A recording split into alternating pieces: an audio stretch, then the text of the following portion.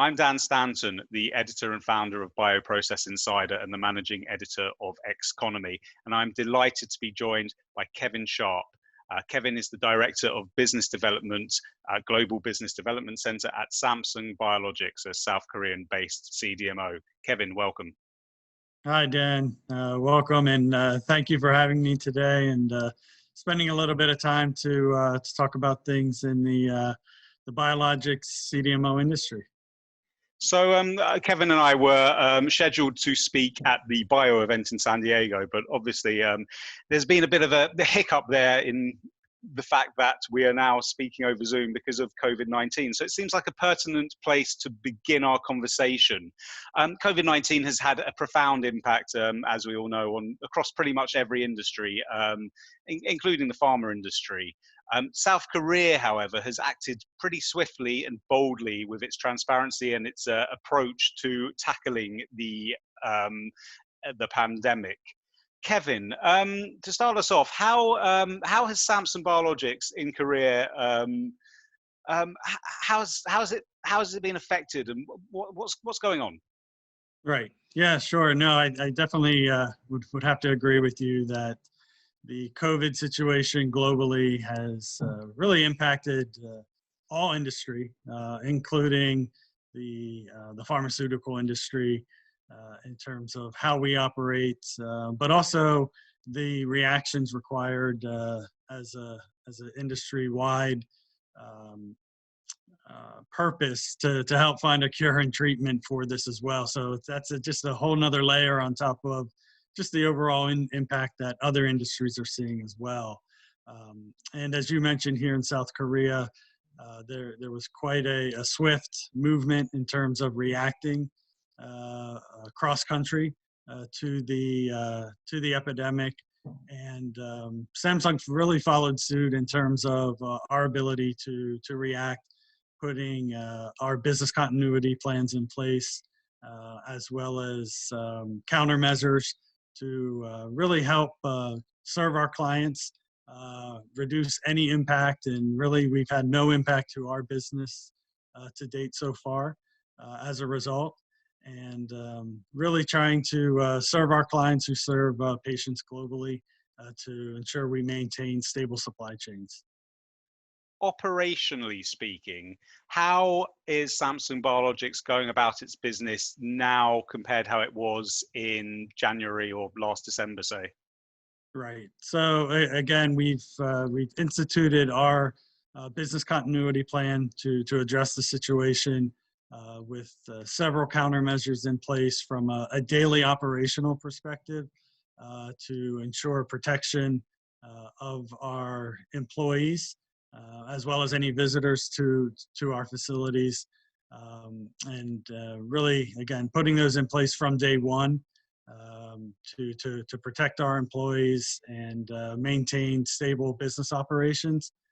From a business development standpoint, we've implemented some innovative technologies, such as a live virtual due diligence and audit, where we're using advanced video technologies to tour our facilities, conduct quality audits via this technology, and really giving our clients access to our facilities while sitting, whether it's from their home office or anywhere else in the world.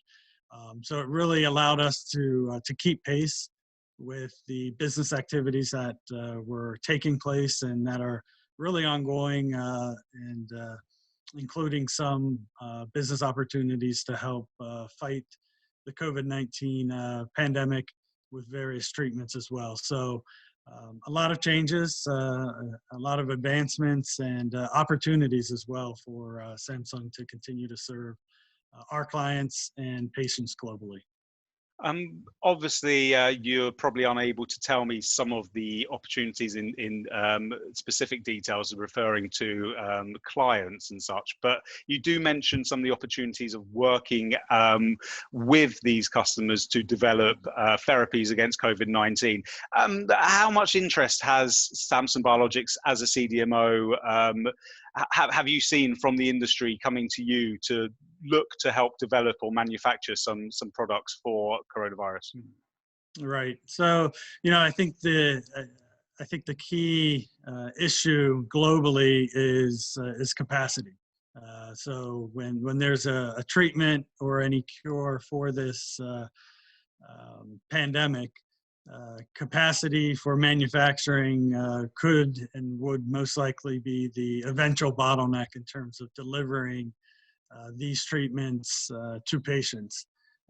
And with that, Samsung Biologics does offer the world's largest uh, capacity for biologics manufacturing, which in result has allowed us to be in a position to at least take inquiries and work with clients in trying to find solutions for that. So I think what we've established here over the last 8 to 9 years in building that capacity has really put us in a position to help support that global constraint in the supply chain, and really allow us to utilize the capacity that we have here in Samsung Biologics to help manufacture these treatments potentially for the patients.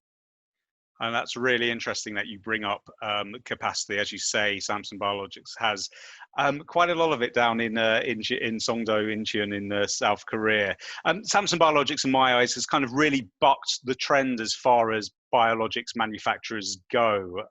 As you say, 8 or 9 years ago, at a time when CDMOs were entering the space with single use and small volume operations. Samsung Biologics really jumped in with large-scale stainless steel bioreactor capacity. You mentioned the opportunities of or the need for capacity as COVID therapies move through the clinic. I suppose you're pretty happy you have so much capacity and available to industry now. And are you seeing your customers coming to you and moving away from maybe some other areas of the industry because of this desire for capacity? Right. Yeah. I think it's all based on requirements for the clients. There's definitely a need for a variety of scales depending on the product need, the treatment indication, and the global demand for that. But with that said, I think in situations such as this, where there is such a large demand of a specific product, or a large patient base, and again, we could be talking COVID-19, or we could be talking treatments such as Alzheimer's disease, or other indications that have again these profiles that require large manufacturing capacity. And essentially, that's the model Samsung Biologics was building off of, in terms of building ahead of that curve and being prepared for situations such as this.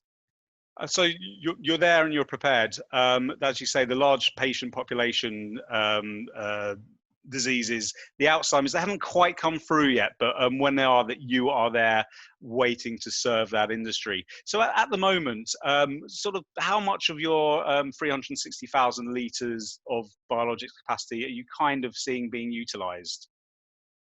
Right. So we've got we have three plants on our campus here, which encompass that 364,000 liters of bioreactor capacity. In most cases, we are trending towards higher utilization of our capacities. Our most recent plant number 3, which has 180,000 liters of that total capacity, is our most open facility at the moment, as it was just recently validated in Q4 of 2018. With that, we're seeing that capacity trend close and over 50% in 2020. And potentially even beyond toward the end of this year, which would potentially allow us to look at other opportunities for expansion of further capacity here at Samsung Biologics. I have had the actual pleasure of visiting Samsung Biologics in South Korea a few years ago, and really your facilities are an amazing sign of engineering achievement in the space.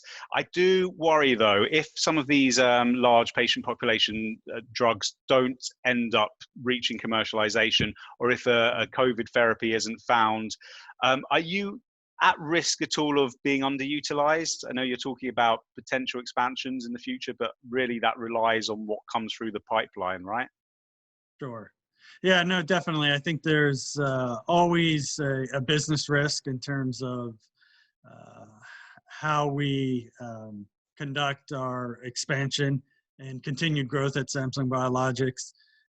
But I would think it's fair to say that we would do that with, of course, proper planning and forecasting of opportunities, such as plant number 4, which would be our next expansion opportunity. We are waiting for the proper timing in terms of utilization rates at our existing facilities, while also looking at market conditions, market trends, before jumping the gun, if you will, in terms of advancing too quickly. We want to make sure our growth matches the growth of the market and the trends of the market. And I think with that said, this year we've actually introduced some single-use bioreactor technology at Samsung Biologics, by adding 2 1,000-liter single-use bioreactors to our facility here. So, we're definitely looking beyond the large stainless steel at other opportunities, but at the same time, continuing to realize we do have a strength at large scale, and if there is a need in the market, we will be positioned to expand and cover that as well. I have to ask, it may be far too early to reveal this, but for the potential 4th facility, would it stay within South Korea, or would you look to position yourself from a manufacturing capacity overseas? Right. So we do have the infrastructure and utilities ready as part of our site master planning to easily implement and construct plant number 4 here in Songdo, South Korea. So that would be the most efficient and optimal expansion plan for Samsung Biologics. However, beyond that, we are looking at other options globally. We are, in fact, opening a development office in the San Francisco area in the second half of 2020. So we are expanding outside of South Korea from a development standpoint into North America, as well as looking to further expand those capabilities and potentially manufacturing as well outside of Korea. So it's definitely on the planning for Samsung Biologics. Timing is always subject to, of course, market demand and growth opportunities. You preempted me there because I wanted to talk briefly about the development business. As you said, you are setting up a facility in the US. Have you had any delays because of COVID, just to bring this around full circle, to plans to set up that facility? No, we're continuing as planned with the 2020 opening of that facility. So as of now, no current delays associated with our development office. We are, of course, monitoring closely our clients' impact, of course, with clinical trials that are potentially, and some are facing some delays at the clinic level in terms of enrollment. That could have some trickle-down effect in terms of their programs and the stages at which they're moving. But in terms of our movement forward for that facility, it is, again, on track for 2020 as planned. And I guess, Kevin, development services, process development, cell line development are relatively new strings to Samsung Biologics bow. Why and this is going back a couple of years because I know you offer these services in Songdo, but why did that come about that you felt like you needed to offer development services to the industry? Right. Yeah, we definitely look to grow beyond our initial footprint, which was the uh, uh, large bioreactor manufacturing from the initial onset of Samsung Biologics, and have continuously expanded that business in terms of additional services. And the development is just one of them. In addition to others such as drug product as well as smaller scale manufacturing. But back to specifically the development growth, we saw that as a need in the market in terms of bringing in new opportunities from a cell line development perspective, working through process development up to IND filings, and then supporting our clients with clinical and then into commercial demand. So from our perspective, it was more of building an integrated model for supply for our clients and trying to service them as early as, again, cell line development all the way through to drug product manufacturing as well. It was really just a matter of timing in terms of us growing beyond the traditional CMO market, but expanding that into the development to really help build a foundation as well for future opportunities and building relationships with clients earlier in their process and growing with them as their products grow. And generally speaking, do you feel that third-party manufacturers, the traditional CMOs, need to offer extra auxiliary services, development services, to really put that D in the CDMO to be able to compete in the biologics space going forward? Have we gone far beyond the sort of simple vendor-client relationship towards more strategic relationships in the space? Right. Yeah, Dan, no, I think it's definitely moving in that direction. And we're seeing a lot of our clients express interest in rationalizing their supply base in terms of consolidating their network of outsourced partners. And if Samsung Biologics is able to do that in other ways, such as in the development space, it really enhances and adds more value for our clients in terms of them managing their overall supply chain, as well as their product programs, which are really the lifeblood for their business in terms of bringing new products to market. And again, we're always looking to expand that integrated service. And even on the back end, for example, we're talking about development on this far upstream. Even on the biosafety testing side of the business, we saw a bottleneck in the industry there in terms of offering specific release testing that was being done outside of Samsung Biologics. And as a result, we added a biosafety testing lab to our facility here in Songdo to, again, help streamline the batch approval and release process for our clients, and really adding that total value to their supply chain. And definitely I see that as more of a trend in the industry to find partners that can not just provide one solution, but multiple solutions within the whole supply chain of their products. So it's really about simplifying the supply chain.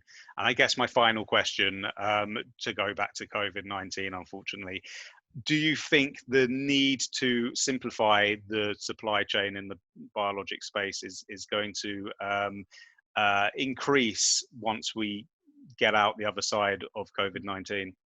Right.